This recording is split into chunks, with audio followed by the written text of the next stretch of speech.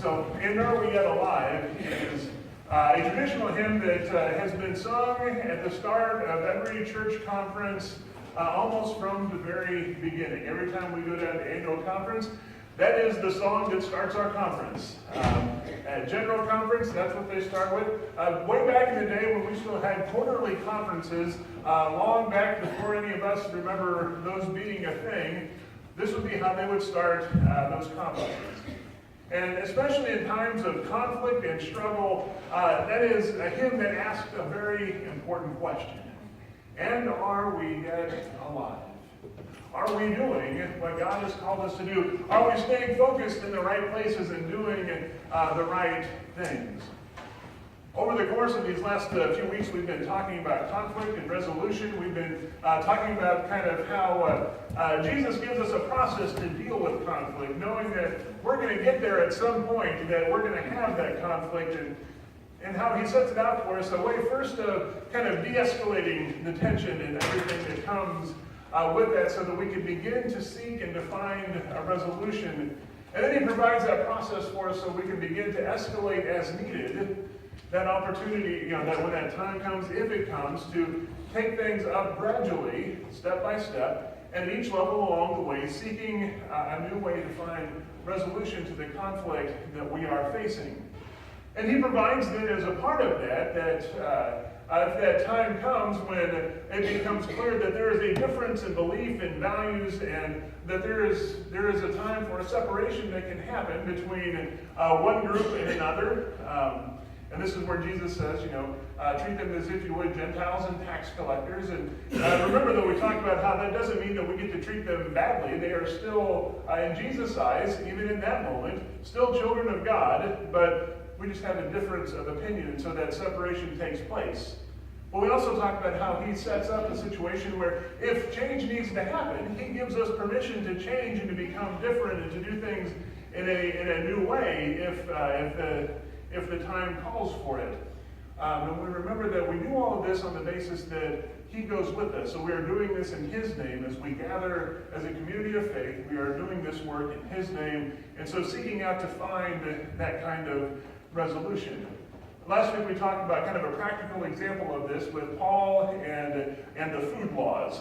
I remember they were struggling with, because Paul was very good at telling people about Jesus who weren't Jewish, who had no Jewish faith or background. They were Gentiles, meaning they were not Jewish, and they were becoming believers in Jesus. But there was this controversy that rose up that said, well, but they need to be making sure they eat only clean foods that are permitted according to Scripture for Jews to eat. And they were saying, well, we've never been Jewish. Why do we need to follow Jewish law here? And there was this conflict that came up. And remember that we talked about this in terms of the proverbial straw that broke the camel's back. That was as an important an issue as that was, what kind of food that folks were eating. That was just the straw that spoke to a much deeper issue that they were facing.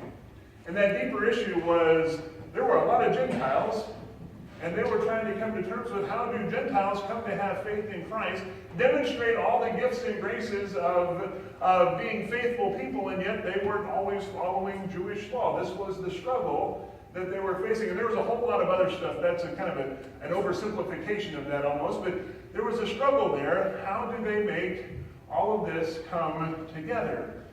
Well, the good news, inside of the early church, they found a way of getting through this conflict that would threaten very much to divide them as a church, even very early back in the start of our faith movement and the start of our religion, of our faith that we have. There was that threat of separation that was there, but they found a way through it. This morning we're taking a look at our own kind of conflict that is coming up. Kind of another kind of practical demonstration of this, of what Jesus has been talking about, only I don't know what the end result is going to be yet, because we aren't there yet. We're still in the middle of seeking out that resolution. The next weekend starts a special called session of our general conference. If you don't remember what our general conference is, it is our main legislative body of the church. It gathers once every 4 years. Some folks would argue Congress could take a lesson from that. And it meets once every 4 years. It gathers folks from literally all over the world because we are a global denomination. We're split in rough numbers, about 50% Methodist in the U.S., about another 30 to 35% on the continent of Africa, and the remainder is spread all throughout the rest of the world, which is why we only get together once every 4 years, because it's an awful logistical nightmare just to get everyone together then. And so that's how we normally go about making decisions, figuring out what we're doing as a church, and the best way as a denomination that we are seeking to meet the mission that is before us to make disciples of Jesus Christ. That is when we normally do that. Now, there are some times that come up that require different sets of a different solution or a different process to be made. To understand why we're having this special session of General Conference, we need to kind of take a step back a little bit for how we got to this point and the issue that is bringing all of this about.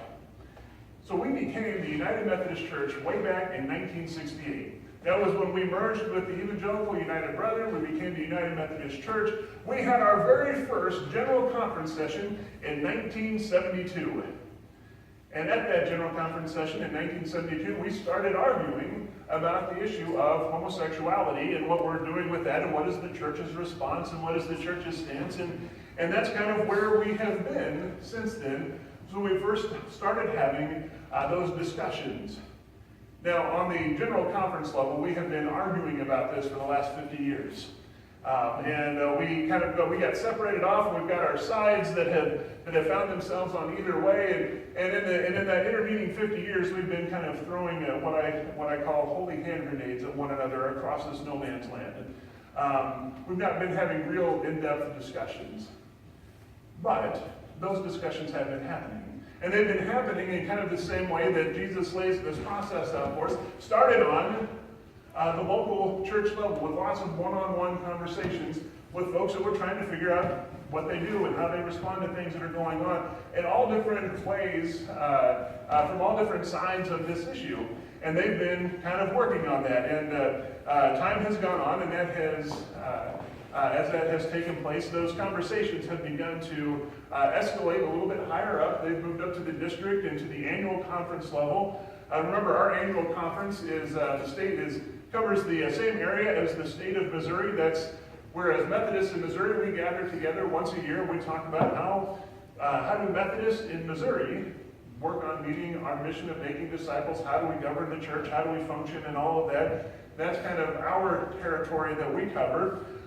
These conversations have been happening all over the denomination, kind of raising up to that level, to the conference level. This would be in the process that Jesus lays out. This would be about that time the 2 or 3 witnesses, only on a much bigger level than Jesus was talking to his disciples about.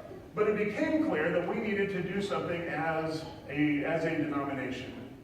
And this is not something that is unusual, because we have seen many other denominations go through this same thing ahead of us, and there are several that are lining up behind us to process through all of this on their own as they kind of reach that decision point. And so we have been getting up there, and this all came to a head in 2016. That was our last regularly scheduled General Conference session. And we had folks that had gathered from all over the world, and and this was an issue that had come up, as it had before, only now we were reaching that tipping point of needing to do something, or else the whole thing was going to come collapsing down. And at that session of General Conference, it almost happened that the church divided then. But there were a few folks that gathered together and said, maybe we can do this differently. Maybe we can find another way of getting through this. And they gathered together, and they said to the Council of Bishops, they said, we need your all's help because we're at an impasse. We can't reach a decision here, and we need to do something different. We need to figure out a new way of doing this. That was important for what they did, because the way our church is set up, not only is the General Conference the main legislative body, but it's the main governing body. The bishops, we think of bishops as having lots of power and authority in the church, and they do in their local conference that they are bishop of. Once they get to that level of the Council of Bishops, they don't have a whole lot of extra authority or power like we would think that they do. We don't have a Methodist version of the Pope, so we don't have someone that is kind of serves in that role. And so they are limited by what they can do until they are asked to do something. And this is what the General Conference did. They said, we're struggling with this. We don't know. We aren't going to be able to make this decision on our own. We need something different. And so they tasked the Council of Bishops to do this. They put together a commission that brought folks together from all over the world and from every side of this issue, gathered together, and they started working on what is a plan that we can have for going forward. They had as kind of the assumption behind all this that this is not going to be an issue that we're ever going to be able to agree on as a denomination. Because we are a big tent denomination. We have folks from every part of the world. We have folks from every different kind of philosophical background. We are united in our faith in Jesus Christ. And sometimes that seems like that's about the only thing that unites us, but we come together. We are a very big, different group of people. And so they brought all these folks together. They started working on what might come out. Now, in the process of them doing that work, remember, conflict has a tendency to be messy. There has a tendency to be things that also kind of come in and kind of sometimes seem to upset the apple cart, so to speak. At some point, I'll run out of lame cliches that I will use. Don't hold your breath when that's going to be. I have a lot of them. But our judicial council gathered, and they said, well, this is a called session of General Conference. That means you are limited to the topic that brings the meeting, that convenes the meeting. But they said, so long as someone is bringing an issue to the floor that is related to that, like, for example, another plan on how we might go forward from here, that is going to be germane to the meeting. And there were many of us, myself included, that went, oh boy, this is going to be a mess. Because now anyone can introduce a resolution that's going to have to be considered, and I was afraid of what might come out of that. The good news that happened out of that is that there are about three main plans that are going to be in front of the General Conference. Not 10, not 100, not 1,000, only three. To me, that is good news, because there could have been all of those many other ones that we were going to have to deal with, but we don't. And so we're going to look at what are those three plans that are coming up? Because this is our way of figuring out how are we going to get through this conflict that we're in. The first one is the one church plan. This is what came out of the Council of Bishops. They used as their starting point for this. They said this is the issue of homosexuality, or human sexuality, as we refer to it more broadly, is not something that is an essential issue to our faith. They kind of go back to a statement that is attributed to John Wesley, where he said, in the essentials, unity, and all else, liberty. They said this is not an essential issue. This is something we can disagree on, but we can still be church. They said, here's how we're going to do this. In the plan they put forward, they said local churches are the default setting for our churches and for our conferences is the status quo. That nothing will change unless you want it to change. If you are a part of a church or a conference that wants to be open to doing weddings and to offering other services, then you have to take a vote of your congregation, of your church, in order to do that. Or if it's a conference that wants to do it, the conference has to take a vote, and it has to be approved. Otherwise, nothing will be different. Now, it does get a little bit tricky because churches can make their decisions, pastors can make their own decisions, and so what they have said that if you are a church that says no, but your pastor wants to do those services, they can't do them in the church. They can go elsewhere to do them, but they can't do them inside the church if the church says no. On the other hand, if the church says yes, but the pastor says no, then that pastor won't be forced to do anything, which is not a change. I'm not ever forced to do a wedding that I don't want to do. And there have been some that I've turned down over the years for lots of different reasons. they have said, pastor doesn't have to do it, someone else can come in and perform that service. There was some concern that this would provide more work for the bishops when they're going through the appointment season and trying to match pastors and churches in the best ways that they can. Someone asked us, well, bishops, doesn't this make your life more complicated? Mostly we got kind of a chuckle from the bishop saying it's already a complicated process to make appointments. This is just another kind of another piece of this we'll take into consideration. It doesn't actually make our job any harder. If you all have ever heard our bishop talk, he's a very practical, pragmatic sort of person, and he, with his gruff voice, said exactly that. It's not going to make his life as bishop any harder trying to navigate through all of this. So that's the one church plan that has come out of the Council of Bishops. The second plan is the traditionalist plan, and that's a plan that says our basic statements in the Book of Discipline. That's our kind of our rule book that we follow that includes our constitution as a church. Says our basic statements in there are good, and we're going to hold to those. Where we have struggled over the years, why this conflict has become such an issue, is that we've not always had a lot of clarity in terms of what all of this means. And so it adds additional clarity in terms of what defines a break with the Book of Discipline. It defines more clearly what the consequences of that are, holds churches and bishops and pastors to a higher level of accountability on this issue. But also because we know we have churches and maybe even conferences that will disagree with that. It provides a way for a church or a conference to exit from the United Methodist Church, still be able to maintain an affiliation with the Methodist Church, but not be an official United Methodist Church after that. And so that is kind of the traditionalist plan. That's the other side of this. Now, there's one more plan that's under consideration, and that is the connectional plan. And I have to tell you, this is by far and away the most complicated of all three plans. Those of you that went to, when the bishop was talking about this over at Macon a few months ago, will probably remember the bishop trying to explain all this, and it was a challenge. It requires no less than 9 separate amendments to our Constitution that have to be voted on in the right order in order for them to take effect. It's going to take several years to be fully implemented. And the supporters of this plan have said, we know that's the thing. And it's going to be really complicated in the short term, but in the long term, they say that this will make things better for us, that it will work better. And what they have done is they have said that we need to very definitely be tied together as a denomination, but they make that kind of more of a loose tying together.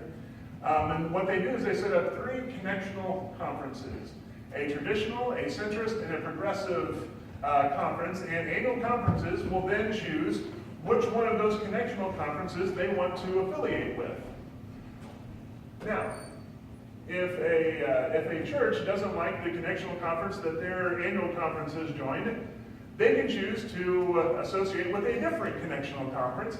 Pastors can do the same thing. You can see where this is getting really complicated very, very quickly. In fact, I wouldn't want to have to be the person that makes decisions on any of those pieces because it gets very complicated. But what it does is it lets folks, it lets us maintain a connection as a church, but also allows us to disagree on this issue and to associate with other churches that share that similar set of beliefs and values. And those are the 3 main plans that will be taken up starting next Saturday in St. Louis. Had a lot of folks ask, why are they meeting in St. Louis in February? Believe it or not, St. Louis is about centrally located and a very more inexpensive place to gather about 800 and some odd folks, plus all the extra folks and volunteers and other folks that are coming in for it. As our bishop has said, they didn't consult him when deciding on that, but we're rolling with it, and so we're making the best out of it, and so we are making progress in that direction. Ultimately, though, all of this, for as complicated an issue as this is, and for as much conflict as this has brought about, we are working through it, and it's very messy. and it's very complicated. It's taken us 50 years to get to this point. And realistically, though, this is that proverbial straw. Because what this really is, it's a sign of something much deeper that we are trying to deal with and trying to struggle with, because things have been changing in the world around us for a long time. They've been changing very, very quickly, faster even than it has changed in generations previously. One of my favorite authors, Phyllis Tickle, she talks about as churches we go through this kind of 500-year cycle, and she maps out just in Christian history where we have done this, where we're in about the 4th time through this cycle, and there's at the end of that cycle, there is this period where change happens very rapidly. Most of the time change happens, even small changes might happen over a generation or 2 or 3 or longer, and then we have taken some of those changes and we have compressed them down inside of even a single generation now. And so there's a reason why sometimes we have a hard time knowing what's going on and what to do and how to make sense of things. It's because the world is changing around us. And as we go through this next weekend, we know that however we come out on the other side of this, things will change. What we're doing is we're deciding in what direction are we going to change. Because things are going to be different. But she is also the one that says, she points out something that's very, very key to all of this. She says, anytime we have gone through this period of change and we've switched from one part of this cycle to the next, the church has always come out eventually stronger on the other side, reaching more people for Jesus Christ, sharing more of God's love with more of the world around us than we had before. And that is the hope that we have, that things may look a little bit differently when we come out the other side of this. In fact, they're probably going to look more than a little bit differently. But God is still the one who is in control. When we gather and we seek to follow after Him, we can do that. We can figure our way through that. It may be messy. It may be crazy. It may take us still another generation before we get all the way through it. But we can come out on the other side. This is why I chose this passage out of Proverbs for this morning, is that recognizes that we're going through a time of conflict. And conflict can be hard and it can be difficult to deal with, but even more important, as the author of Proverbs points out, is the language and the way that we talk about all of this is even more important. That we act with wisdom and with love and with grace, and we truly seek to work with one another. We can find our way through this, and we can come out and we can find a resolution on the other side. Over the next couple of weeks, there's going to be lots of stuff. There will probably be stuff on the news, because that's just kind of the way that things go. Anytime churches have big conflict, it generally makes for good news. So there'll probably be stuff on the news before and after. There'll be lots of conversations and discussions happening. And tomorrow morning, I'm going to post both this message as well as a bunch of other links to everything that's going on up on our website, so you can follow that and see. Dig more deeply into this if you would like, or if you just want to come in and sit down and have a cup of coffee. You all know that I like to drink my coffee. And come down and I'll be more than happy to answer questions, to maybe I don't know the answer, we'll find the answer together, or maybe you just need to kind of talk through some more of this and what's going on. Feel free to come in and talk, and we'll see kind of where we go. We don't know what we're going to need to do after this. That will come after the general conference finishes and they put together the plan for what the next steps will be. We may not have to do anything. We may have to do a lot of things. That is still the part that we don't know. But we know this. As we go from here today, we go back into a world that is going to see a church that is working through conflict, and that's okay. Because what they're going to do is they're going to see a church that is working through conflict and trying to find a good resolution. And the hope that we can take into a world that is full of conflict itself is we can say, we know the one who can guide us through, who can help us through all of that, who is helping us through that, and can help you get through that also. Let me tell you about who this Jesus person is that lets us do these things. So let us go into the world today to share that hope that even in the times of conflict, Jesus still goes with us, and that we can have hope for the future and what is still to come. Let us go and do all of this in Christ's name. Amen.